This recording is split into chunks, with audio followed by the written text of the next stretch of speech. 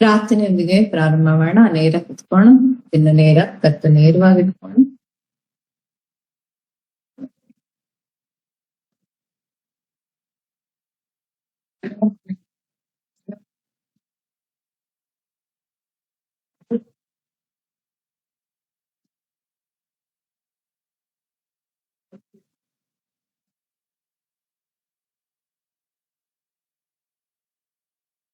ದೀರ್ಘ ಉಸಿರಾಟ ಒಂದು ಬಾರಿ ಆಳವಾದ ಉಸಿರಾಟ ತಾನು ನಿಧಾನವಾಗಿ ಹೊರಹಾಕಿ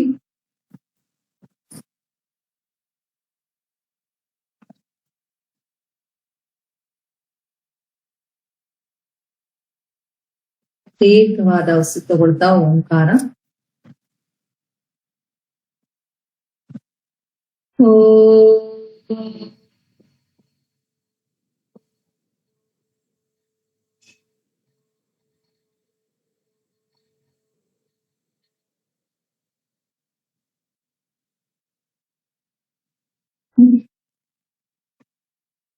ಓ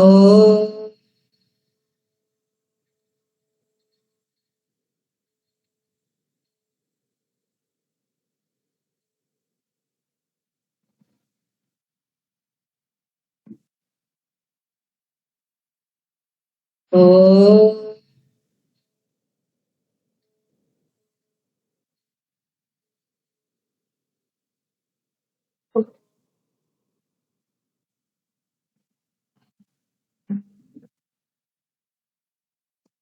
ಓಂ ಭೂರ್ಭುವಸ್ವಃ ತತ್ಸವಿತುರ್ವರೆಣ್ಯೋ ದೇವಸ್ಯ ಧೀಮಹಿ ಧಿಯೋ ಯೋ ನಃ ಪ್ರಚೋದಯಾತ್.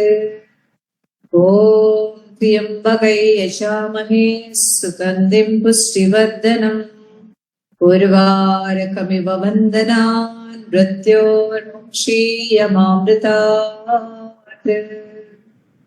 ಓಂ ಸಹನಾ ಭವತು ಸಹನೌ ಭುನಕ್ತು ಸಹ ವೀರ್ಯಂ ಕರವಾವಹೈ ತೇಜಸ್ವಿನಾವಧೀತಮಸ್ತು ಮಾ ವಿದ್ವಿಷಾವಹೈ. ಓಂ ಶಾಂತಿ ಶಾಂತಿ ಶಾಂತಿ. ಹರಿ ಓಂ ಶ್ರೀ ಗುರುಭ್ಯೋ ನಮಃ. ಹರಿ ಓಂ ತತ್ಸತ್.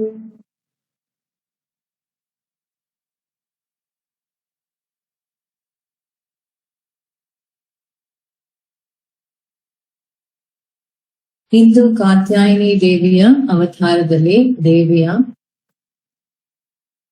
ಒಂದು ಸ್ಥಿತಿ.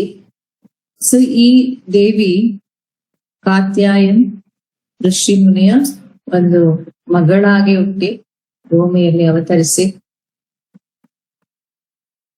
ತಾಯಿಯು ತನ್ನ ಕರ್ತವ್ಯವನ್ನ ಪೂರ್ಣಗೊಳಿಸಲು, ಹೇಗೆ ನಾವು ಒಂದು ಪೂರ್ಣವಾದಂತಹ ಒಂದು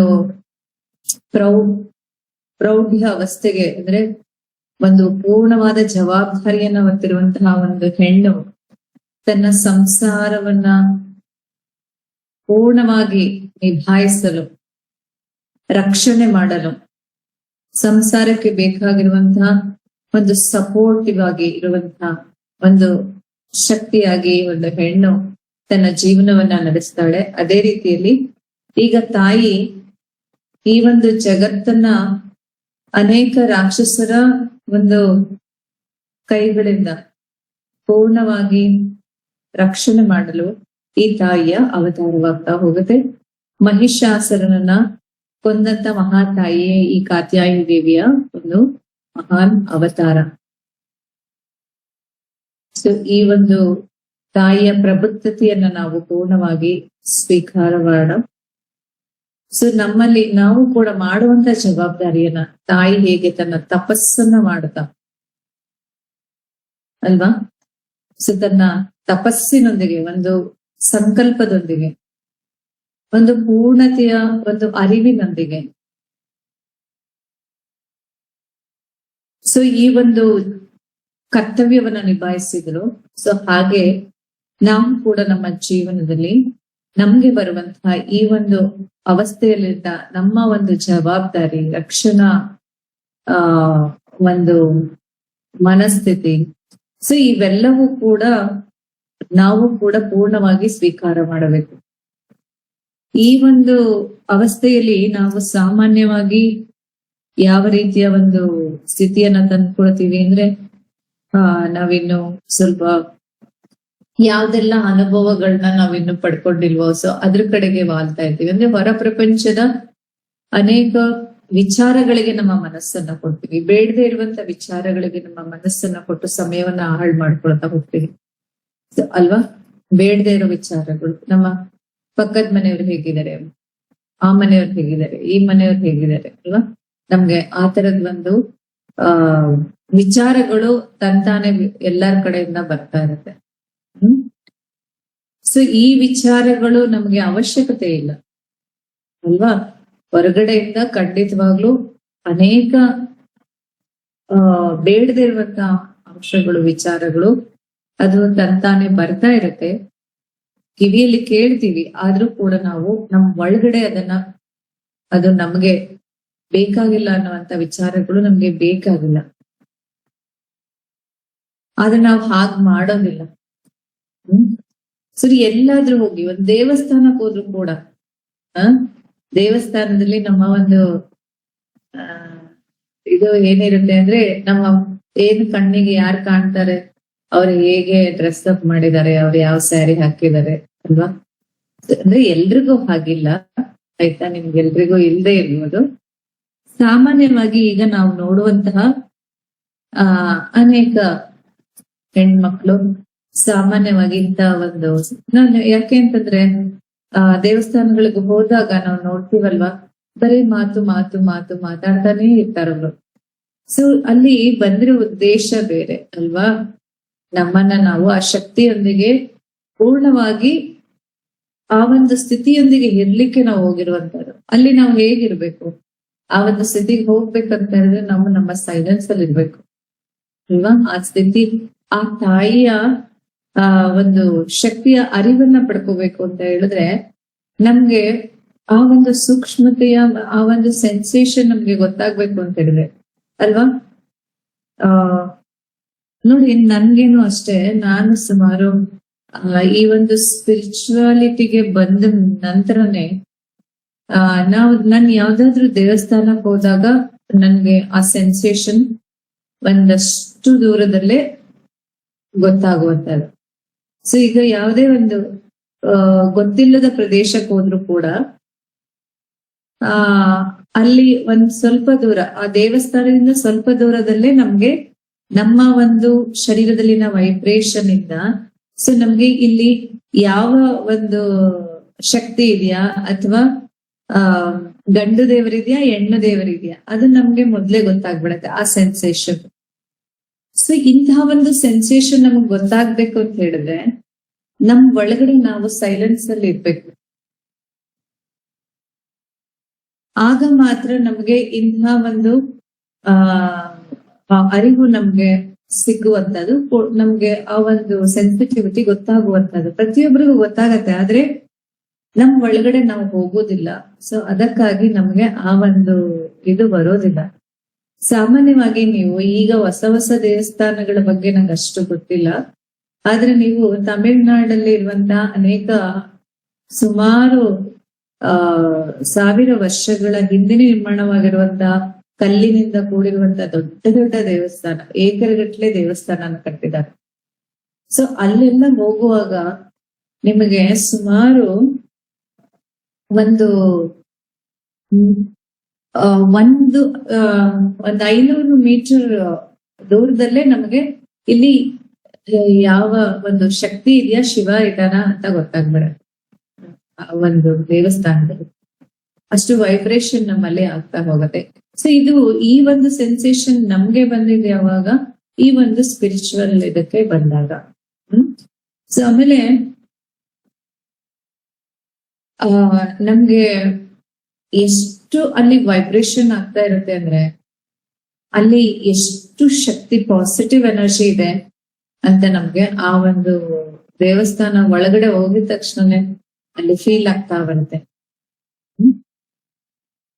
ಅಲ್ಲಿ ನಮ್ಗೆ ಏನು ನಾವು ಇದು ಕೇಳ್ಕೊಳ್ಳೋದೇನು ಬೇಕಾಗಿಲ್ಲ. ಯಾಕಂತಂದ್ರೆ ಅಲ್ಲಿ ಅಲ್ಲಿರುವಂತಹ ಪಾಸಿಟಿವ್ ಎನರ್ಜಿ ತಂತಾನೆ ನಮ್ಮಲ್ಲಿ ಫ್ಲೋ ಆಗ್ತಾ ಬರುತ್ತೆ. ಸೊ ಆ ಎನರ್ಜಿನ ರಿಸೀವ್ ಮಾಡಿದ್ರೆ ಸಾಕು, ನಮ್ಮ ಒಂದು ಮುಂದಿನ ಹಂತದಲ್ಲಿ ನಾವು ಎದುರಿಸಬೇಕಾಗಿರುವಂತ ಸವಾಲುಗಳಿಗೆ ನಮ್ಗೆ ಶಕ್ತಿ ಸಿಗ್ತಾ ಹೋಗುತ್ತೆ. ನಮ್ಗೆ ಅದು ಬೇಕು ಇದು ಬೇಕು ಕೇಳೋದ ಅವಶ್ಯಕತೆ ಇಲ್ಲ. ನಾನು ಯಾವಾಗ ಈ ಒಂದು ಸ್ಪಿರಿಚುವಾಲಿಟಿಗೆ ಬಂದೆ ಅಲ್ಲಿಂದ ಇಲ್ಲಿವರೆಗೂ ನನ್ಗೆ ಏನ್ ಬೇಕಾ ನಾನೇನು ಯಾವತ್ತೂ ಎಲ್ಲೂ ಕೇಳ್ಕೊಂಡೇ ಇಲ್ಲ. ಸೊ ಆ ಒಂದು ಶಕ್ತಿಗೆ ನಾವು ಶರಣಾಗತಿ ಹೊಂದಿದ್ರೆ ಸಾಕು ಅಷ್ಟೇ. ಅದು ತಂತಾನೆ ಯೂನಿವರ್ಸ್ ನಮ್ಗೆ ಏನ್ ಬೇಕು ಅದನ್ನ ಅರೇಂಜ್ ಮಾಡ್ಬಿಡತ್ತೆ. That is the power of this universe ಅಲ್ವಾ. ನಾವೇನ್ ಶಕ್ತಿ, ದೇವರು, ಏನ್ ಪರಮಾತ್ಮ ಅಂತ ಹೇಳ್ತೀವಿ. ಸೊ ಆ ಪರಮಾತ್ಮನಿಗೆ ನಾವು ಪೂರ್ಣವಾಗಿ ಶರಣಾಗತಿ ಹೊಂದಬೇಕು. ಸೊ ಅದೇ ತಾಯಿ ಕೂಡ ಮಾಡಿದ್ರು. ಈ ಒಂದು ಜಗತ್ತಿನಲ್ಲಿನ ಇಂತಹ ಒಂದು ರಾಕ್ಷಸರ ಸಂಹಾರವನ್ನ ಮಾಡ್ಬೇಕು ಅಂತ ಎನ್ನುವಂತ ಜವಾಬ್ದಾರಿ ಯಾವಾಗ ತಾಯಿ ಮೇಲೆ ಬಂತು, ಕಾತ್ಯಾಯಿನಿ ದೇವಿಯ ಅವತಾರ ಆದಾಗ ಕಾತ್ಯಾಯನ ಎನ್ನುವಂತ ಋಷಿ ತನ್ನ ಮನಸ್ಸಲ್ಲಿ ಒಂದು ಆರಾಧನೆ ಮಾಡ್ತಾ ದೇವಿಯ ಒಂದು ಜಗನ್ಮಾತೆಯ ಆರಾಧನೆ ಮಾಡ್ತಾ ತನ್ನ ಮನಸ್ಸಲ್ಲಿ ಒಂದು ಆಸೆ ಹುಟ್ಟುಕೊಡುತ್ತೆ. ನನಗೆ ತಾಯಿ ಒಂದು ನನ್ನ ಮಗಳಾಗಿ ಬರ್ಬೇಕು ಅನ್ನುವಂತ ಒಂದು ಇಚ್ಛೆಯನ್ನ ಋಷಿ ಮುನಿ ಮಾಡಿದ್ರಿಂದ ಸೊ ಕಾತ್ಯಾಯಿನಿ ದೇವಿಯಾಗಿ ಕಾತ್ಯಾಯನ ಋಷಿಯ ಮಗಳಾಗಿ ಹುಟ್ಟಿದ್ಲು ಅನ್ನುವಂತ ಒಂದು ಪುರಾಣವಿದೆ. ಮತ್ತೆ ಇನ್ನು ಕೆಲವರು ದೇವಿ ಆರಾಧನೆ ಮಾಡ್ತಾನೆ ತಾಯಿ ಪ್ರತ್ಯಕ್ಷಳಾದಳು ಅನ್ನುವಂಥದ್ದು ಕೂಡ ಪುರಾಣದಲ್ಲಿ ಉಲ್ಲೇಖ ಆಗಿದೆ. ಒಟ್ಟಾರೆ ಕಾತ್ಯಾಯನ್ ಋಷಿಯ ಒಂದು ಶಕ್ತಿಯಿಂದ, ಯಾಕಂದ್ರೆ ಅವರು ಕೂಡ ಋಷಿ ಮುನಿಗಳು ಸಾಧನೆ ಮಾಡಿದವಂತವರು, ಅವರ ಕತೆ ಬೇರೆನೆ ಇದೆ, ಇನ್ನೊಂದು ಸಾಧನೋಣ. ಸೊ ಆ ಒಂದು ಋಷಿಯ ಮಹಾನ್ ಶಕ್ತಿಯ ಒಂದು ಇದರಿಂದ ಬಂದಂತ ತಾಯಿ ಕಾತ್ಯಾಯಿನಿ ದೇವಿ. ಸೊ ಇಂದು 6ನೇ ದಿವಸ ಆ ತಾಯಿಯ ಆ ಪರಿಪೂರ್ಣತೆಯನ್ನ ಆ ಒಂದು ಆಶೀರ್ವಾದವನ್ನ ಆ ತಾಯಿಯಿಂದ ನಾವು ಪಡ್ಕೊಳ್ಳೋಣ. ಸೊ ಪಡ್ಕೊಳ್ತಾ ಇಂದಿನ ಈ ಒಂದು ತಾಯಿಗೆ ಮಾನಸಿಕವಾದಂತಹ ಪೂಜೆಯನ್ನ ಅರ್ಪಿಸ್ತಾ ವಿಶೇಷವಾಗಿರುವಂತಹ ಈ ಒಂದು ಮಹಾನ್ ಚೈತನ್ಯದ ಶಕ್ತಿಯನ್ನ ನಾವು ಇವತ್ತು ಅನುಭವದ ಮುಖೇನ ಪಡ್ಕೊಳ್ಳೋಣ ಧ್ಯಾನದಲ್ಲಿ. ಸೊ ನೀವು ಹೆಚ್ಚು ಧ್ಯಾನ ಎಷ್ಟು ಮಾಡ್ತೀರಿ ಸೊ ಅಷ್ಟು ನಿಮ್ಮ ಒಳಗಡೆ ಇಳಿಯೋದಕ್ಕೆ ಸಾಧ್ಯ ಆಗುತ್ತೆ. ಸೊ ಧ್ಯಾನದ ಮುಖೇನ ನಮ್ಮಲ್ಲಿ ಒಳಗಡೆ ಇರುವಂತಹ ಆ ಶಕ್ತಿಯನ್ನ ನಾವು ಗುರುತಿಸೋದಕ್ಕೆ ಸಾಧ್ಯ ಆಗುತ್ತೆ. ಹಾಗಾಗಿ ಹೊರಗಿನ ಕ್ರಿಯೆಗಳು ಏನಿದೆ, ಈಗ ನಾವು ಪೂಜೆ ಮಾಡ್ತೀವಿ, ಹೋಮ ಮಾಡ್ತೀವಿ, ಹವನ ಮಾಡ್ತೀವಿ. ಸೊ ಈ ಎಲ್ಲ ಕ್ರಿಯೆಗಳು ಅದರ ಮುಖೇನ ನಮ್ಮ ಮನಸ್ಸನ್ನ ಒಂದೇ ಕಡೆಗೆ ರೂಢೀಕರಿಸುತ್ತಾ, ಮನಸ್ಸನ್ನ ಏಕಾಗ್ರತೆಗೆ ತಂದುಕೊಳ್ತಾ, ಸೊ ಆ ನಂತರ ಅವೆಲ್ಲವನ್ನ ಬಿಟ್ಟು ನಾವು ನಮ್ಮ ಒಳಗಿರುವ ಶಕ್ತಿಯೊಂದಿಗೆ ನಾವು ವಿಲೀನಗೊಂಡು ಆ ಶಕ್ತಿಯೊಂದಿಗೆ ಪರಮಾತ್ಮನಿಗೆ ಶರಣಾಗತಿಯಾದಾಗ ಸೊ ಈ ಒಂದು ಜಗನ್ಮಾತೆಯ ಪರಮಾತ್ಮನ ಇನ್ನೊಂದು ಅಂಶವೇ ಅಲ್ವಾ ಜಗನ್ಮಾತೆ ತಾಯಿ. ಪರಮಾತ್ಮನೇ ಈ ಒಂದು ಸ್ತ್ರೀ ತತ್ವದ ರೂಪದಲ್ಲಿ ಇರುವಂತಹ ಶಕ್ತಿ. ಆ ಶಕ್ತಿಯ ಒಂದು ಪರಿಪೂರ್ಣ ಆ ಒಂದು ಪವರ್ ಏನಿದೆ ಅದು ಖಂಡಿತ ನಮಗೂ ಕೂಡ ಬೇಕೇ ಬೇಕು. ಯಾಕೆ ಅಂತ ಹೇಳಿದ್ರೆ ನೀವು ಸಾಮಾನ್ಯವಾಗಿ ನಮ್ಮ ಒಂದು ಈ ಭೂಮಿಯಲ್ಲಿ ಸೊ ಇಲ್ಲಿ ನಾವು ಯಾವುದಕ್ಕಾಗಿ ಬಂದಿದೀವಿ, ಯಾವ ಉದ್ದೇಶಕ್ಕಾಗಿ ಬಂದಿದೀವಿ ಅನ್ನುವಂತ ಒಂದು ವಿಚಾರವನ್ನ ಮಾಡುವಾಗ ಸೊ ನಮ್ದು ಇವಾಗ ನಾವೆಲ್ಲ ಇರುವುದು ನಮ್ಮ ಒಂದು ಪ್ರಯಾಣದಲ್ಲಿದ್ದೀವಿ ಅಲ್ವಾ. ನಮ್ಮ ಪ್ರಯಾಣದಲ್ಲಿ ನಾವಿದ್ದೀವಿ. ಸೊ ತಾಯಿಯೂ ಹಾಗೆ ಅನೇಕ ಅವತಾರಗಳನ್ನ ಪಡೆದು ತನ್ನ ಒಂದು ಜೀವನದ ಒಂದು ಪರಿಪೂರ್ಣತೆಯನ್ನ ಪಡ್ಕೊಳ್ಳೋದಕ್ಕೆ ತನ್ನ ತಪಸ್ಸನ್ನ ಮಾಡ್ತಾ, ಸೊ ಆ ಸ್ಥಿತಿಗೆ ಒಂದು ಯಾವ ತರ ಸ್ಥಿತಿಗೆ ಅಂತ ಹೇಳಿದ್ರೆ ಇಡೀ ಜಗತ್ತಿನ ರಕ್ಷಣೆ ಮಾಡುವಂತ ಒಂದು ಸ್ಥಿತಿಗೆ, ಒಂದು ತಾಯಿಯಾಗಿ ಅಲ್ವಾ, ಮಮತಾ ರೂಪವಾಗಿ, ಮತ್ತೆ ಒಂದು ಪ್ರೌಢತೆಯ ಒಂದು ಸ್ಥಿತಿಯಲ್ಲಿ ಸಂಸಾರವನ್ನ ನಿಲ್ಲಿಸುವಂತ ಮಹಾನ್ ಚೈತನ್ಯವಾಗಿ, ಶಕ್ತಿಯಾಗಿ. ಸೊ ಹಾಗೆ ಮುಂದುವರೆದು ಈಗ ಕಾತ್ಯಾಯಿನಿ ದೇವಿ ತನ್ನ ಪರಿಪೂರ್ಣ ಜಗತ್ತಿನ ನಿರ್ವಹಣೆಗೋಸ್ಕರ, ಸೊ ನಮ್ಮ ಈ ಒಂದು ಜಗತ್ತಿನಲ್ಲಿ ಇರುವಂತಹ ಎಲ್ಲ ರಾಕ್ಷಸರ ಒಂದು ಸಂಹಾರಕ್ಕೋಸ್ಕರ ಅವತರಿಸಿದಂತ ತಾಯಿಯೇ ಕಾತ್ಯಾಯಿನಿ ದೇವಿ.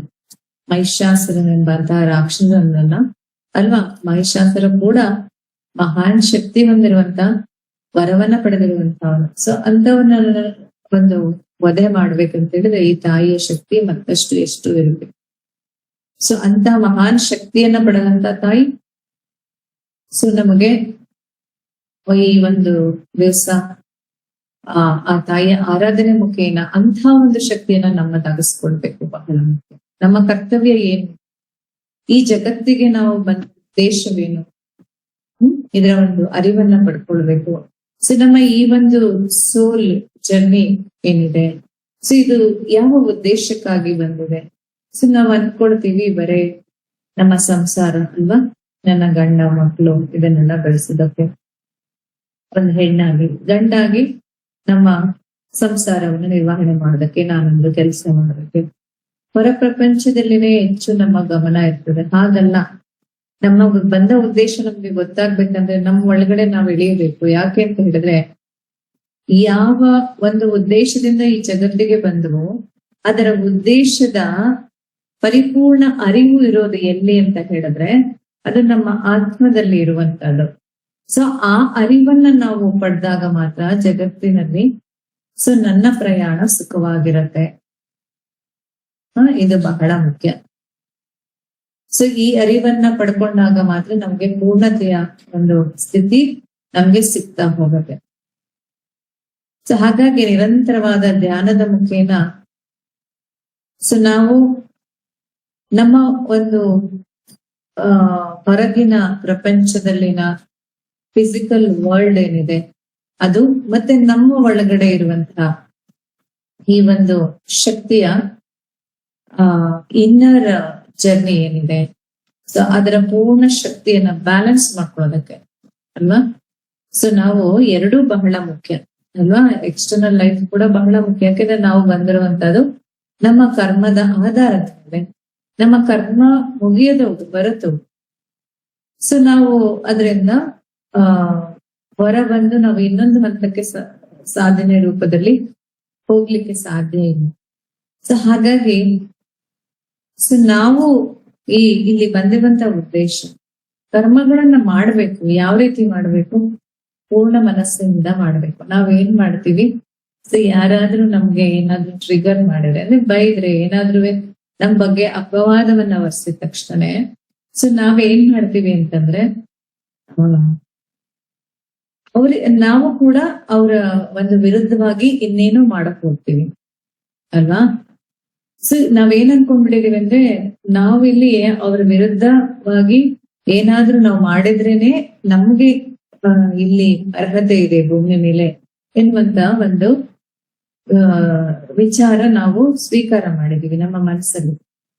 ಸೊ ಹಾಗಾಗಿ ಆ ರೀತಿ ನಾವು ನಡ್ಕೊಳ್ತಾ ಹೋಗ್ತೀವಿ.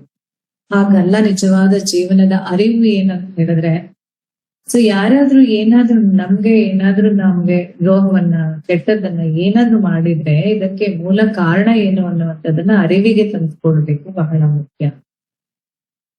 ಇಲ್ಲಿ ಅವರು ಬೇಕು ಅಂತ ಮಾಡ್ತಾ ಇಲ್ಲ, ನಮ್ಗೆ ಒಂದು ಪಾಠ ಕಲಿಸೋದಕ್ಕೆ ಮಾಡ್ತಿದ್ದಾರೆ ಅನ್ನುವಂತ ಆ ಒಂದು ಪ್ರಬುದ್ಧತೆಯ ಅರಿವನ್ನ ನಾವು ಪಡ್ಕೊಳ್ಬೇಕು. ಬಹಳ ಮುಖ್ಯ.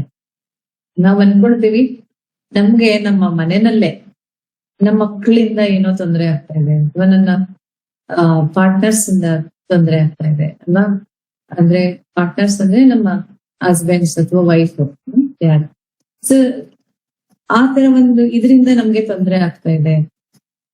ಇದು ಯಾಕೆ ತೊಂದರೆ ಆಗ್ತಾ ಇದೆ ಅಂದ್ರೆ ನಾವು ತುಂಬಾ ಫಿಸಿಕಲ್ ವರ್ಲ್ಡ್ ಅಲ್ಲಿ ನಾನು ಎನ್ನುವಂತ ಅಹಂ. ಸೊ ನಮ್ಮಲ್ಲಿ ನನ್ಗೆ ಏನ್ ಬೇಕು ಅದು ನನ್ಗೆ ಸಿಕ್ಕಿಲ್ಲ, ಅದು ಬಿಟ್ಟು ಅವ್ರು ಕೊಡ್ತಾ ಇರುವಂತದ್ದು ನನ್ಗೆ ಇಷ್ಟ ಇಲ್ಲ. ಸೊ ಈ ಒಂದು ಜಂಜಾಟದಲ್ಲಿ ಸೊ ನಾವು ಸಿಕ್ಕಾಕೊಂಡಿದೀವಿ. ಸೊ ಇಲ್ಲಿ ಮುಖ್ಯವಾಗಿ ಇಂಥ ಒಂದು ಸಂಬಂಧಗಳಲ್ಲಿ ಸೊ ನಾವು ಹೇಗೆ ನಮ್ಮ ಒಂದು ಮನಸ್ಥಿತಿ ಇರ್ಬೇಕು ಅಂದ್ರೆ, ಯಾವಾಗ್ಲೂ ಅಷ್ಟೇ ಸಂಬಂಧಗಳ ನಡುವೆ ಮನಸ್ಸಿನ ಆಟ ಇರಬಾರ್ದು, ಬಹಳ ಮುಖ್ಯ. ಸಂಬಂಧಗಳ ನಡುವೆ ನಾವು ಈ ಒಂದು ಹೃದಯದಿಂದ ನೋಡ್ಬೇಕು. ಸಂಬಂಧವನ್ನ ನಾವು ಹೃದಯದ ಮುಖೇನ ಅರಿಯಬೇಕೇ ಹೊರತು ನಮ್ಮ ಮನಸ್ಸಿನ ಲೆಕ್ಕಾಚಾರದ ಮುಖೇನ ಅಲ್ಲ.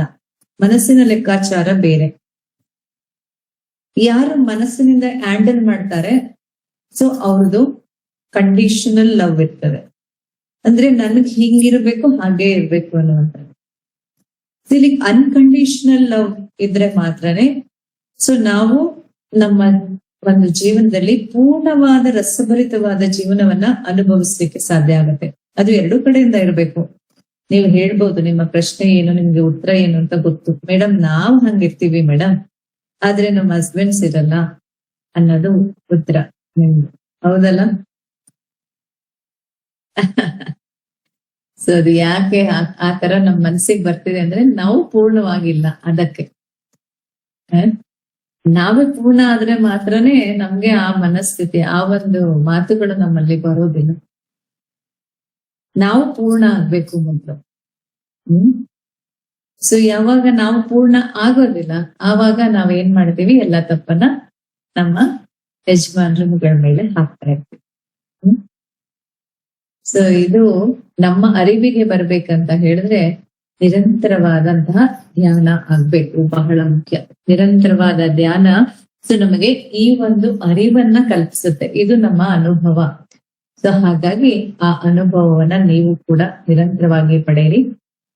ಸೊ ಇದರ ಮುಖೇನ ನಮ್ಮ ಹೊರ ಪ್ರಪಂಚವನ್ನ ನಾವು ಹೇಗೆ ನಿಭಾಯಿಸಬಹುದು ಎನ್ನುವಂತ ಯಾವುದೇ ರೀತಿಯಲ್ಲೂ ಕೂಡ ತಿಳ್ಕೊಳ್ಳಿ. ಒಂದು ನಾವು ನಮ್ಮ ಒಂದು ನಾಟಕೀಯ ಪ್ರದರ್ಶನದಿಂದ ಅಥವಾ ಸುಳ್ಳಿನಿಂದ ಅಥವಾ ಯಾವುದೇ ರೀತಿಯ ಮೋಸದಿಂದ ಅಥವಾ ಇನ್ನೇನೋ ಒಂದು ಮಾಡ್ಲಿಕ್ಕೆ ಆ ತರದ ಒಂದು ಜೀವನದಲ್ಲಿ ಯಾರು ಕೂಡ ಆ ಒಂದು ಪೂರ್ಣತೆಯ ಜೀವನವನ್ನ ಪಡೆಯುವುದಕ್ಕೆ ಸಾಧ್ಯವೇ ಇಲ್ಲ. ಇಲ್ಲಿ ಸತ್ಯದ ಅರಿವಿರಬೇಕು, ಬಹಳ ಮುಖ್ಯ. ಸೊ ನಾವು ಯಾವುದೇ ರೀತಿಯ ಒಂದು ಸವಾಲು ಬಂದಾಗ ಇದಕ್ಕೆ ಮೂಲ ಕಾರಣ ಬೇರೆ ಎಲ್ಲೋ ಹುಡುಕಬಾರ್ದು, ನನ್ನ ಒಳಗಡೆ ಇರುವಂತಹ ಏನು ನೆಗೆಟಿವ್ ಇದೆ ಅದನ್ನ ಮೊದಲು ಸ್ವ ಅಧ್ಯಾಯ ಮಾಡ್ಬೇಕು. ನನ್ನ ತಪ್ಪೇನಿದೆ ಇಲ್ಲಿ, ಯಾಕೆ ಈ ಒಂದು ಪರಿಸ್ಥಿತಿ ಉಂಟಾಯ್ತು, ಇಲ್ಲಿ ನಾನ್ ಏನ್ ಸರಿ ಆಗ್ಬೇಕು, ನಾನ್ ಯಾವುದ್ರಲ್ಲಿ ಸರಿ ಮಾಡ್ಕೋಬೇಕು. ಸೊ ಈ ಒಂದು ಮನಸ್ಥಿತಿ ಯಾರಿಗೆ ಬರ್ತದಲ್ಲ ಅವ್ರ ಜೀವನ ತುಂಬಾ ಬೇಗ ಸುಧಾರಿಸುತ್ತೆ, ಕರ್ಮಗಳು ಬೇಗ ಕಳೆಯುತ್ತೆ.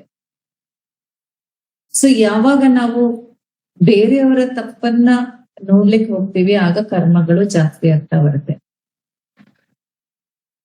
ಸೊ ನಮ್ಮ ಒಂದು ಸ್ವ ಅಧ್ಯಾಯ ಮಾಡ್ಕೊಂಡು ನನ್ನ ತಪ್ಪನ್ನ ನಾನು ಸರಿ ಮಾಡ್ಕೊಳ್ಳೋದಕ್ಕೆ ಮೊದ್ಲಿಗೆ ತಪ್ಪನ್ನ ಕಂಡಿಡಿಬೇಕು, ಅದು ಬಹಳ ಮುಖ್ಯ. ಯಾರು ಮೊದಲನೇ ಹೆಜ್ಜೆಯನ್ನ ಇಡ್ತೀರಿ ಅಂದ್ರೆ ನನ್ ತಪ್ಪೇನು ಎನ್ನುವಂತ ಪ್ರಶ್ನೆಯನ್ನ ಯಾರು ಹಾಕೊಳ್ತೀವಿ ಅವ್ರು ಮಾತ್ರನೇ ಆ ಒಂದು ಈ ಹಂತವನ್ನ ಮೆಟ್ಟಿ ಇನ್ನೊಂದು ಹಂತಕ್ಕೆ ಹೋಗ್ಲಿಕ್ಕೆ ಸಾಧ್ಯ. ಸೊ ಯಾರು ಎಲ್ಲಾ ತಪ್ಪನ್ನು ಬೇರೆಯವರಲ್ಲಿ ಹುಡುಕ್ತಾರೆ, ಸೊ ಏನೋ ಒಂದು ನನ್ಗೆ ದುಃಖ ಆಗತ್ತೆ, ದುಃಖ ಆಗೋದಾದ್ರೆ ಅದಕ್ಕೆ ಕಾರಣ ಏನು, ಬೇರೆಯವ್ರು ಯಾರೋ. ಸೊ ಈ ಒಂದು ಡೈರೆಕ್ಷನ್ ಅಲ್ಲಿ ನಾವು ಹೋಗುವಾಗ ನಾವು ಕರ್ಮ ಬಂಧನಕ್ಕೆ ಸಿಕ್ಕಾಕೊಳ್ತೀವಿ ಮತ್ತೆ ಇನ್ನು ಹೆಚ್ಚಿನ ನೋವನ್ನ ಅನುಭವಿಸ್ತೀವಿ. ಸೊ ಇದು ಹಾಗಾಗಿ ರಿಪೀಟ್ ಆಗ್ತಾ ನಮ್ಮ ಜೀವನ ಪೂರ್ತಿ ಇದೇ ರೀತಿಯಲ್ಲಿ ಕಳೀತಾ ಇದೆ. ಇದು ತಪ್ಪು ಜೀವನದ ಅರಿವು. ಈ ಒಂದು ಮಾರ್ಗದಲ್ಲಿ ಹೋದಾಗ ನಮ್ಮ ಒಂದು ಸಾಧನೆ ಮಾಡ್ಲಿಕ್ಕೆ ಖಂಡಿತ ಸಾಧ್ಯ. ನಾವು ಸಾಧನೆಯ ಹಾದಿಯಲ್ಲಿ ನಾವು ಹೋಗ್ಬೇಕಂತ ಹೇಳಿದ್ರೆ ಸೊ ನಮ್ಗೆ ಬಹಳ ಮುಖ್ಯ ಸತ್ಯದ ಹಾದಿಯಲ್ಲಿ ನಡೀಬೇಕು. ಜೀವನದ ಪರಿಪೂರ್ಣತೆಯಲ್ಲಿ ನಾವು ಅರಿವನ್ನ ಪಡಿಬೇಕು. ಆ ನಿಟ್ಟಿನಲ್ಲಿ ನಾವು ಸಾಗ್ತಾ ಇದ್ದಾಗ, ಸ್ವ ಅಧ್ಯಾಯ ಮಾಡಿದಾಗ, ಸೊ ಎಲ್ಲಿ ನನ್ನ ತಪ್ಪು ಏನಿದೆ, ಈ ಒಂದು ನನ್ಗೆ ಒಂದು ಸವಾಲ್ ಬಂದಿದೆ, ಒಂದು ಸಮಸ್ಯೆ ಬಂದಿದೆ, ಸೊ ಯಾಕೆ ಬಂದಿದೆ, ಇದ್ರಲ್ಲಿ ನನ್ನ ಪಾತ್ರ ಏನು, ನಂದು ಏನ್ ತಪ್ಪಿದೆ, ಸೊ ನಾನು ಎಲ್ಲಿ ಸರಿ ಆಗ್ಬೇಕು, ಇದನ್ನ ನಾನು ಎಲ್ಲಿ ಸರಿ ಮಾಡ್ಕೋಬೇಕು, ನನ್ನನ್ನು ನಾನು ಯಾವ ರೀತಿ ಸರಿ ಮಾಡ್ಕೋಬೇಕು. ಸೊ ಈ ನಿಟ್ಟಿನಲ್ಲಿ ಆಲೋಚನೆ ಮಾಡೋರಿಗೆ ಮಾತ್ರ ಸಾಧನೆಯ ಇನ್ನೊಂದು ಹಂತದ ಅರಿವು ಆಗೋದಕ್ಕೆ ಸಾಧ್ಯ ಆಗತ್ತೆ. ಇದು ನಮ್ಮ ಅನುಭವ. ಸೊ ಹಾಗಾಗಿ ಪ್ರತಿಯೊಬ್ರು ಕೂಡ ಈ ನಿಟ್ಟಿನಲ್ಲಿ ನೀವು ನಿಮ್ಮ ಪ್ರಯಾಣವನ್ನ ಮುಂದುವರಿಸಿ. ಆಗ ಮಾತ್ರ ಒಂದು ಆ ಪ್ರಬುದ್ಧತೆಯ, ತಾಯಿ ಕಾತ್ಯಾಯಿನಿ ದೇವಿಗೆ ಬಂದಂತ ಆ ಒಂದು ಪ್ರಬುದ್ಧತೆಯ ಶಕ್ತಿ ವರವಾಗಿ ಸೊ ಅದು ನಮ್ಗೆ ಕೂಡ ಸಿಗುವಂತದ್ದು. ಸೊ ಇಂಥ ಒಂದು ಶಕ್ತಿಯನ್ನ ನಾವು ಧ್ಯಾನ ಮಾಡೋದ್ರ ಮುಖೇನ ಸೊ ನಾವು ಆ ತಾಯಿಯಿಂದ ಒಂದಷ್ಟು ಬಲ ಪಡ್ಕೊಳ್ಳೋಣ. ನಮ್ಮ ಆಂತರಿಕ ಬಲ ಬಹಳ ಮುಖ್ಯ. ನಮ್ಮ ಒಳಗಿನ ಬಲ ಅಂದ್ರೆ ನಮ್ಮ ಮನಸ್ಸಿನ ಬಲ ಬಹಳ ಮುಖ್ಯ ಇದಕ್ಕೆ. ಸೊ ಆ ಒಂದು ಮನಸ್ಸಿನ ಬಲವನ್ನ ನಾವು ಯಾವಾಗ ಹೆಚ್ಚಿಸ್ಕೊಳ್ಳೋ ಪ್ರಯತ್ನ ನಮ್ದು, ಆದ್ರೆ ಕೊಡ್ಬೇಕಾಗಿರೋದಂತ ಆ ತಾಯಿ. ಸೊ ಖಂಡಿತವಾಗ್ಲೂ ಆ ದೇವಿಯ ಒಂದು ಧ್ಯಾನದ ಮುಖೇನ ನಾವು ಅದನ್ನ ಪಡ್ಕೊಳ್ಳೋದಕ್ಕೆ ಖಂಡಿತ ಸಾಧ್ಯ. ಸೊ ಈಗ ನಾವು ನೇರವಾಗಿ ಧ್ಯಾನಕ್ಕೆ ಹೋಗೋಣ. ನೇರ ಕುತ್ಕೋಣ, ಬೆನ್ನು ನೇರ ಇಟ್ಕೊಳ್ಳಿ. ಯಾರಾದ್ರೂ ಏನಾದ್ರೂ ಇದೆಯಾ ಮೊದ್ಲು? ಈಗ ಧ್ಯಾನ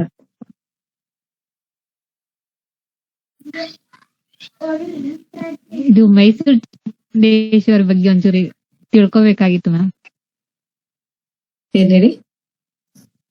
ಚಾಮುಂಡೇಶ್ವರಿ ಮೈಸೂರಲ್ಲಿರುವ ಹಾ ಹಾ ಆ ದೇವಿ ಬಗ್ಗೆ ಸ್ವಲ್ಪ ದೇವಿ ಶಕ್ತಿ ಪೀಠ ಅದು. ದೇವಿ ಚಾಮುಂಡೇಶ್ವರಿ ದೇವಿ ಶಕ್ತಿ ಪೀಠ ಅದು. ಅಂದ್ರೆ ಅದಕ್ಕೊಂದು ದೊಡ್ಡ ಕಥೆ ಇದೆ. ಸೊ ತಾಯಿ ಶಕ್ತಿ ಸ್ವಲ್ಪ ಮ್ಯೂಟ್ ಮಾಡ್ಕೊಳ್ಳಿ ಆಯ್ತಾ. ಹಾಗೆ ಒಂದೊಂದು ಪಾರ್ಟ್ ಕೂಡ ಒಂದೊಂದು ಕಡೆ ಬೀಳ್ತು. ಈ ಒಂದು ಇದರಲ್ಲಿ 51 ಭಾಗಗಳಾಗಿ ಬಿದ್ದಿರುವಂತದ್ದು. ಅದರಲ್ಲಿ ಕೂದಲಿನ ಒಂದು ಭಾಗ ಇದೆಯಲ್ಲ, ಅದು ಇಲ್ಲಿ ಚಾಮುಂಡೇಶ್ವರಿ ಏನ್ ಮೈಸೂರಲ್ಲಿ ಇದೆಯಲ್ಲ, ಆ ಚಾಮುಂಡಿ ದೇವಿಯಾಗಿ ಒಂದು ಅದು ಕೂಡ ಒಂದು ಶಕ್ತಿ ಪೀಠ. ಆ ಶಕ್ತಿದು ಕೂದಲಿನ ಭಾಗ ಇಲ್ಲಿದೆ ಎನ್ನುವಂಥದ್ದು ಅದರಲ್ಲಿ ಉಲ್ಲೇಖ ಆಗಿರುವಂತದ್ದು. ಸೊ ಇನ್ನು ತುಂಬಾ ಡೀಟೇಲ್ಡ್ ಆಗಿದೆ, ಅದನ್ನ ನಾವ್ ಇನ್ನೊಂದ್ಸಲ ನೋಡೋಣ.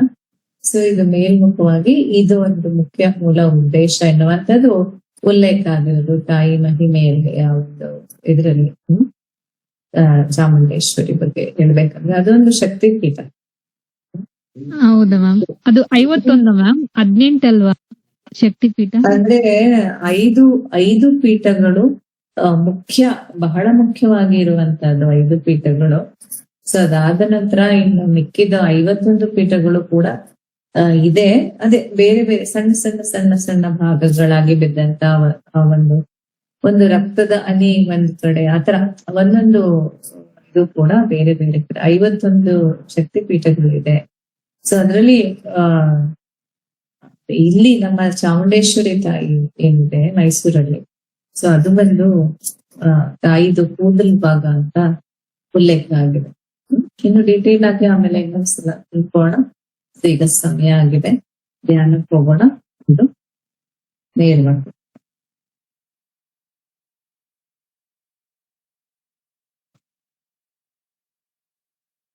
ಹಾಗೆ ಮುದ್ರ ಹಾಕೊಳ್ಳಿ. ಬೆನ್ನು ನೇರವಾಗಿಟ್ಕೊಳ್ಳಿ, ಕತ್ತು ನೇರವಾಗಿಟ್ಕೊಳ್ಳಿ. ದೀರ್ಘವಾದ ಉಸಿರಾಟ ಮಾಡಿ. ಆಳವಾದ ಉಸಿರನ್ನ ತಗೊಳ್ತಾ ನಿಧಾನವಾಗಿ ಹೊರ ಹಾಕಿ.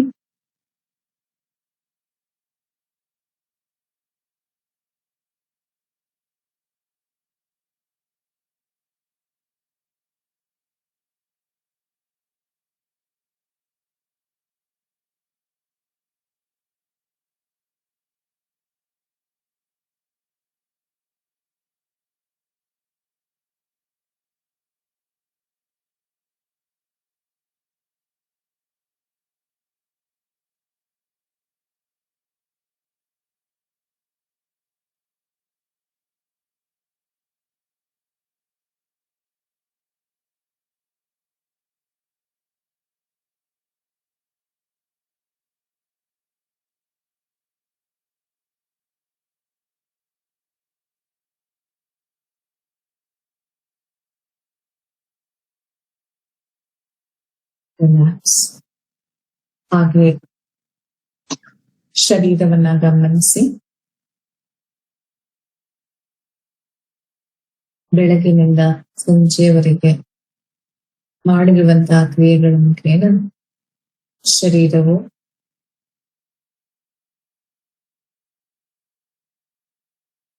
ಒಂದು ವಿಭಿನ್ನವಾದ ವ್ಯತ್ಯಾಸದ ಸ್ಥಿತಿಯಲ್ಲಿದೆ. ಶರೀರಕ್ಕೆ ಮಾನಸಿಕವಾಗಿ ಆಳವಾದ ವಿಶ್ರಾಂತಿಯನ್ನು ಕಲ್ಪಿಸಿ. ಪೂರ್ಣ ವಿಶ್ರಾಂತಿ.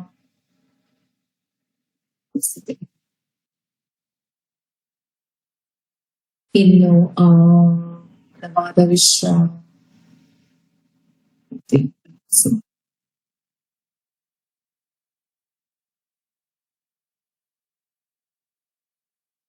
ಹಾಗೆ ನಿಮ್ಮ ಬಾಹ್ಯ ಮನಸ್ಸನ್ನು ಕೂಡ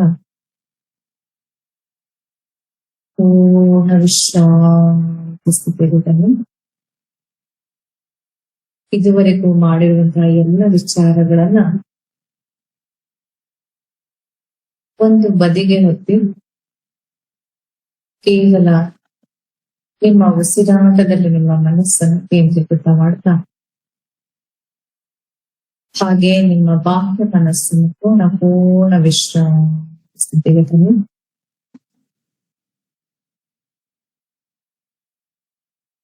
ಸಹಜವಾದ ಉಸಿರಾಟವನ್ನು ಗಮನಿಸ್ತಾ ಮನಸ್ಸಿಗೆ ಪೂರ್ಣ ವಿಶ್ರಾಂತಿ, ಆಳವಾದ ವಿಶ್ರಾಂತಿ, ಮತ್ತಷ್ಟು ಆಳವಾದ ವಿಶ್ರಾಂತಿ ಸ್ಥಿತಿಗೆ ಜಾರಿಬಿಡಿ. ಇನ್ನಷ್ಟು ಆಳವಾದ ವಿಶ್ರಾಂತಿ.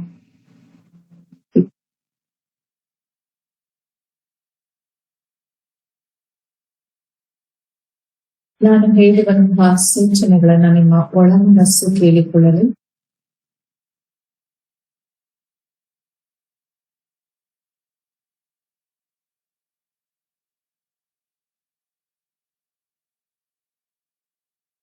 ಇಂದು ದೇವಿಯ 6ನೇ ದಿವಸದ ಕಾತ್ಯಾಯ ದೇವಿಯ ಅವತಾರ. ಈ ಒಂದು ಮಹಾನ್ ಚೈತನ್ಯದ ಮಹಾನ್ ಶಕ್ತಿಯ ಪರಿಪೂರ್ಣತೆಯನ್ನ ನಮ್ಮಲ್ಲಿ ಸ್ವೀಕಾರ ಮಾಡಿ ಆ ತಾಯಿಯ ಆರಾಧನೆಯನ್ನ ಪೂರ್ಣ ಭಾವದಿಂದ, ಭಕ್ತಿ ಭಾವದಿಂದ ನಮ್ಮಲ್ಲಿ ಸ್ಥಿತಗೊಳಿಸೋಣ.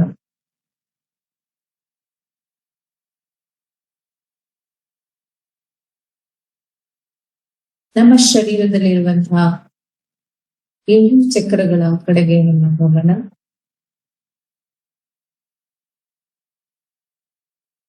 ನಿಮ್ಮ ಶರೀರ ಒಂದು ಟ್ರಾನ್ಸ್ಪರೆಂಟ್ ಶರೀರವಾಗಿ ನಿಮಗೆ ಗೋಚರವಾಗ್ತಾ ಇದೆ. ನಿಮ್ಮ ಸೂಕ್ಷ್ಮ ಶರೀರದಿಂದ ಅದನ್ನ ಗಮನಿಸ್ತಾ ಬನ್ನಿ. ನಿಮ್ಮ ಕಣ್ಣ ಮುಂದೆ ನಿಮ್ಮದೇ ಶರೀರದ ಒಂದು ಟ್ರಾನ್ಸ್ಪರೆಂಟ್ ಶರೀರ ನಿಮಗೆ ಗೋಚರವಾಗ್ತಾ ಇದೆ. ಸೂಕ್ಷ್ಮವಾಗಿ ಗಮನಿಸಿ. ಈ ಒಂದು ಟ್ರಾನ್ಸ್ಪರೆಂಟ್ ಶರೀರ ಮತ್ತು ಸೂಕ್ಷ್ಮ ಶರೀರದೊಂದಿಗೆ ಪ್ರಯಾಣವನ್ನ ಮಾಡ್ತಾ ಮೇಲೆ ಮೇಲೆ ಮೇಲೆ ಮೇಲೆ ಮುಂದೆ ಮುಂದೆ ಸಾಗ್ತಾ ಸಾಗ್ತಾ ಸಾಗ್ತಾ ಅಂತರಿಕ್ಷದಲ್ಲಿ ಸ್ಥಿತಗೊಂಡಿದ್ದೀರಿ. ಅಂತರಿಕ್ಷದಲ್ಲಿರುವಂತಹ ಆ ಒಂದು ಪಾರದರ್ಶಕತೆ ಹೊಂದಿರುವಂತಹ, ಅಂದ್ರೆ ಒಳಗೆ ಕಾಣುವಂತಹ ಎಲ್ಲ ಭಾಗಗಳನ್ನ ಸೂಕ್ಷ್ಮವಾಗಿ ಗಮನಿಸ್ತು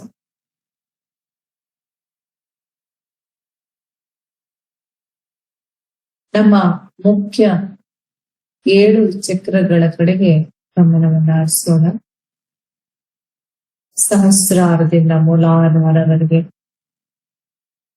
ಅದರ ಸೂಕ್ಷ್ಮತೆಯ ಅನುಭವವನ್ನ ಅನುಭವಿಸೋಣ.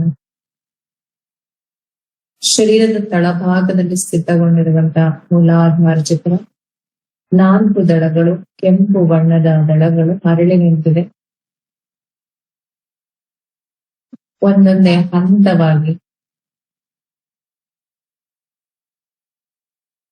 ಹಂತ ಹಂತವಾಗಿ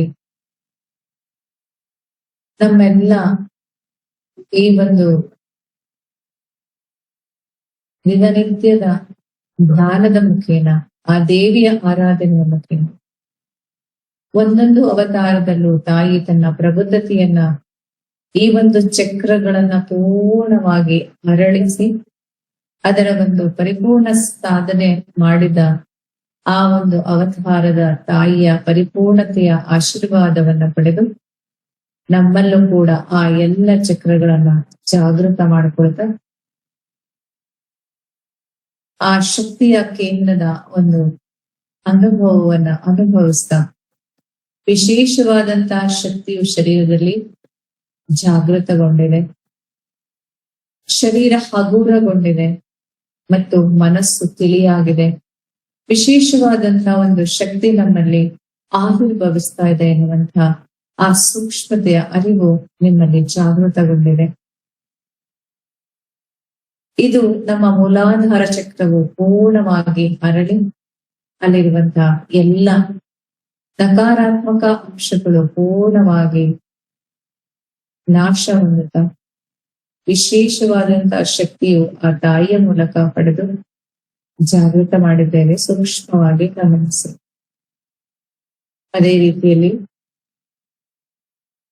ನಮ್ಮ ಬೆನ್ನು ಮೂಳೆಯ ತುದಿಯ ಭಾಗದಲ್ಲಿ ಸ್ಥಿತವಾಗಿರುವ ಮೂಲಾಧಾರದಿಂದ 2 ಇಂಚು ಮೇಲೆ ಸ್ಥಿತಗೊಂಡಿರುವಂತಹ ಸ್ವಾದಿಷ್ಠಾನ ಚಕ್ರದಲ್ಲಿ ಮನಸ್ಸನ್ನ ಕೇಂದ್ರೀಕೃತ ಮಾಡಿ, ಅದು 6 ದಳಗಳಿಂದ ಕೂಡಿದೆ, ಕೇಸರಿ ಬಣ್ಣದಿಂದ ಕೂಡಿದೆ, ಅರಳಿ ನಿಂತಿದೆ.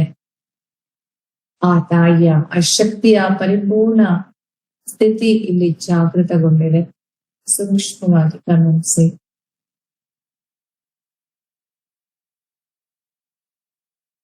ಹಾಗೆ ನಮ್ಮ ನಾಭಿ ಚಕ್ರ, ನಾಭಿಯ ಮೇಲ್ಭಾಗದಲ್ಲಿ 1 ಇಂಚು ಮೇಲೆ ಇರುವಂತ ಮಣಿಪುರ ಚಕ್ರದಲ್ಲಿ ನಿಮ್ಮ ಮನಸ್ಸನ್ನ ಕೇಂದ್ರೀಕೃತ ಮಾಡಿ 10 ದಳಗಳು ಹಳದಿ ಬಣ್ಣದಿಂದ ಕೂಡಿದೆ. ಸೂರ್ಯದೇವನ ಪ್ರತಿರೂಪವಾಗಿರುವಂತಹ ಈ ಚಕ್ರದಲ್ಲಿ ಸೂರ್ಯನ ಶಕ್ತಿಯು ಅಡಗಿದೆ, ಪ್ರಾಣ ಶಕ್ತಿ ಇದೆ, ದಶ ಪ್ರಾಣಗಳ ಪರಿಪೂರ್ಣತೆಯು ಇಲ್ಲಿ ಅಡಗಿದೆ.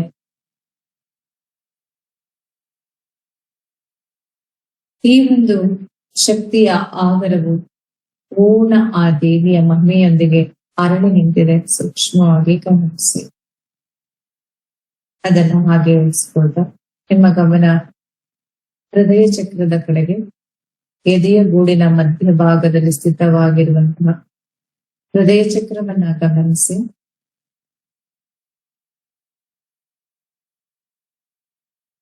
ಅನಾಹತ ಚಕ್ರ 12 ದಳಗಳಿಂದ ಕೂಡಿದ್ದು ಹಸಿರು ಬಣ್ಣದಿಂದ ಕೂಡಿರುವಂತಹ ಈ ಶಕ್ತಿಯ ಆಕಾರದಲ್ಲಿ ಪ್ರೇಮದ, ಬಾಂಧವ್ಯದ, ನಮ್ಮ ಒಳ ಮತ್ತು ಪರಪ್ರಪಂಚದ ಎರಡರ ನಡುವಿನ ಒಂದು ಪರಿಪೂರ್ಣವಾದಂತಹ ಶಕ್ತಿಯನ್ನ ಬಂಧಿಸಿರುವಂತಹ, ಪೂರ್ಣವಾಗಿ ಬ್ಯಾಲೆನ್ಸ್ ಮಾಡುವಂತಹ ಶಕ್ತಿಯು ಅಡಗಿರುವ ಈ ಒಂದು ಶಕ್ತಿಯ ಆಗರದ ಕೇಂದ್ರದಲ್ಲಿ ಆ ದೇವಿಯ ಆ ಪರಿಪೂರ್ಣ ಶಕ್ತಿಯೊಂದಿಗೆ ಮಾಡಿರುವಂತಹ ದಿನನಿತ್ಯದ ಸಾಧನೆಯೊಂದಿಗೆ ಅರಳಿ ನಿಂತಿದೆ. ಸೂಕ್ಷ್ಮವಾಗಿ ಗಮನಿಸಿ. ಹಾಗೆ ಗಂಟಲಿನ ಭಾಗದಲ್ಲಿರುವಂತಹ ವಿಶುದ್ಧಿ ಚಕ್ರ 16 ದಳಗಳಿಂದ ಕೂಡಿದ್ದು ಕಡು ನೀಲಿ ಬಣ್ಣದ ಈ ಒಂದು ಶಕ್ತಿಯ ಆಧಾರದಲ್ಲಿ ವಿಶೇಷವಾದಂತಹ ಶಕ್ತಿಯು ಜಾಗೃತಗೊಂಡು ನಾವು ಆಡುವಂತಹ ಮಾತುಗಳು ಪೂರ್ಣವಾದ ಮೌಲ್ಯಭರಿತವಾಗಿರುವಂತಹ ಮಾತುಗಳಾಗಿದೆ. ಸತ್ಯದ ಒಂದು ಪರಿಪೂರ್ಣತೆಯನ್ನು ಹೊಂದಿರುವಂತಹ ನುಡಿಗಳಾಗಿದೆ.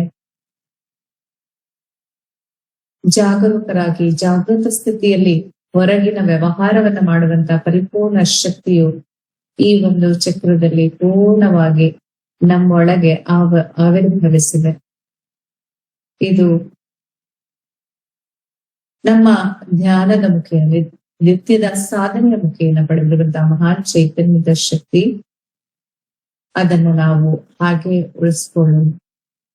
ಈ 5 ದಿನಗಳಲ್ಲಿ 5 ಚಕ್ರಗಳು ಪೂರ್ಣವಾಗಿ ಅರಳಿ ವಿಶೇಷವಾದಂತಹ ಶಕ್ತಿಯು ನಮ್ಮಲ್ಲಿ ಜಾಗೃತಗೊಂಡಿದೆ. ಅದನ್ನ ಪೂರ್ಣವಾಗಿ ಗಮನಿಸ್ತಾ, ಅದನ್ನ ಸ್ಥಿತಗೊಳಿಸ್ತಾ, ಇಂದಿನ ಕಾತ್ಯಾಯಿನಿ ದೇವಿಯ ಒಂದು ಸ್ಥಿತಿಯು ನಮ್ಮ ಆಜ್ಞಾಚಕ್ರದಲ್ಲಿ ಸ್ಥಿತಗೊಂಡಿದೆ.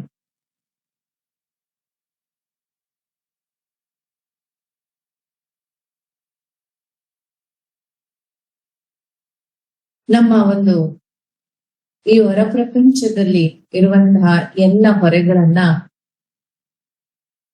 ಯಾವುದೇ ಕರ್ಮಗಳನ್ನ, ಮಾಡುವಂತಹ ಕೆಲಸವನ್ನ ನಾವು ಹೊರೆಯಾಗಿ ನಮ್ಮ ಮನಸ್ಸಿನಲ್ಲಿ ಒಂದು ವಿಭಿನ್ನವಾದಂತಹ ಸಮಸ್ಯೆ ಎನ್ನುವಂತಹ ಭಾವನೆಯೊಂದಿಗೆ ನೋಡ್ತಾ ಇದ್ದೇವೆ. ಅದನ್ನ ಪೂರ್ಣವಾಗಿ ನಮ್ಮ ಜೀವನದಲ್ಲಿ ಬ್ಯಾಲೆನ್ಸ್ ಮಾಡೋದಕ್ಕೆ, ಸಮತೋಲನಗೊಳಿಸಲು ಕಾತ್ಯಾಯಿನಿ ದೇವಿಯ ಆಶೀರ್ವಾದವನ್ನ ಪಡೆದು ನಮಗೆ ಬರುವಂತಹ ಎಲ್ಲ ಹೊರಗಿನ ಎಲ್ಲ ಸವಾಲುಗಳು, ಸಮಸ್ಯೆಗಳು, ಅದು ಪೂರ್ವ ನಿರ್ಧಾರಿತ ನಮ್ಮದೇ ಆದಂತಹ ಜೀವನದ ಶೈಲಿಯನ್ನ ಸಂಪೂರ್ಣವಾಗಿ ವಿಭಿನ್ನವಾದ, ವಿಶೇಷವಾದಂತಹ ಈ ಒಂದು ಪ್ರಯಾಣದಲ್ಲಿ ನಾವು ನಮ್ಮನ್ನ ತಪ್ಪಾಗಿ ಅರ್ಥೈಸಿರುವುದರ ಮುಖೇನ ನಮಗೆ ನಾವು ಕಲಿಯಬೇಕಾಗಿರುವಂತಹ ಪಾಠವನ್ನ ಕಲಿಸಲು ಎನ್ನುವಂತಹ ಭಾವನೆಯಿಂದ ಸ್ವೀಕರಿಸ್ತಾ, ಸ್ವಾಧ್ಯಾಯವನ್ನ ಮಾಡ್ತಾ, ನಮ್ಮ ಒಂದು ಅರಿವನ್ನ ಪಡೆಯುತ್ತಾ, ಈ ಒಂದು ಜಗತ್ತಿನ ಉದ್ದೇಶವನ್ನ, ಈ ಜಗತ್ತಿನಲ್ಲಿ ನಾನುವನ್ನ ಉದ್ದೇಶವನ್ನ ಹರಿಯುತ್ತಾ, ನಾನು ಯಾರು ಎನ್ನುವಂತಹ ಆ ಒಂದು ಅನುಭವವನ್ನ ಪಡೆಯುವುದಕ್ಕೆ, ಸೊ ಇಂತಹ ಸವಾಲುಗಳು ನನಗೆ ಬರ್ತಾ ಇದೆ, ಇದು ಸವಾಲುಗಳಾಗಿ ಸ್ವೀಕಾರ ಮಾಡ್ತಾ ಅದನ್ನ ಎದುರಿಸುವಂತಹ ಮಹಾನ್ ಶಕ್ತಿಯನ್ನ ಈ ಒಂದು ಕಾತ್ಯಾಯಿನಿ ದೇವಿಯು ನಮಗೆ ಪೂರ್ಣವಾಗಿ ತನ್ನ ಆಶೀರ್ವಾದದ ಮುಖೇನ ನೀಡುತ್ತಾ ಇದ್ದೇನೆ. ಅದನ್ನ ಸ್ವೀಕಾರ ಮಾಡುವಂತ ಮನಸ್ಥಿತಿಯನ್ನ ತಂದುಕೊಳ್ತಾ, ಆ ತಾಯಿಗೆ ಮಾನಸಿಕವಾಗಿ ಪರಿಪೂರ್ಣವಾದಂತ ಪೂಜೆಯನ್ನ ಅರ್ಪಿಸೋಣ. ತಾಯಿ ದೇವಿಯು ಸ್ಥಿತಗೊಂಡು ನಮ್ಮ ಈ ಒಂದು ಚಕ್ರಗಳಲ್ಲಿ ವಿರಾಜಮಾನಳಾಗಿದ್ದಾಳೆ. ಆ ತಾಯಿಗೆ ನಮ್ಮ ದೀರ್ಘದಂಡ ನಮನಗಳನ್ನ ಅರ್ಪಿಸೋಣ. ಅವಳ ಪಾದ ಕಮಲಗಳಿಗೆ ನಾನಾ ವಿಧವಾದ ಪರಿಮಳ ಪುಷ್ಪಗಳನ್ನ ಅರ್ಪಿಸೋಣ.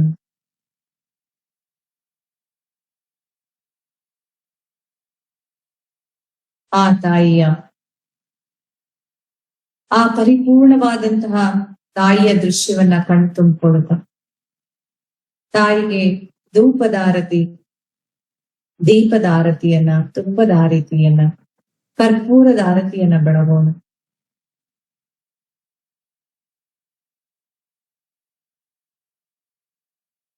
ಅರಿಶಿನ ಕುಂಕುಮದ ಅರ್ಚನೆಯನ್ನ ಮಾಡ್ತಾ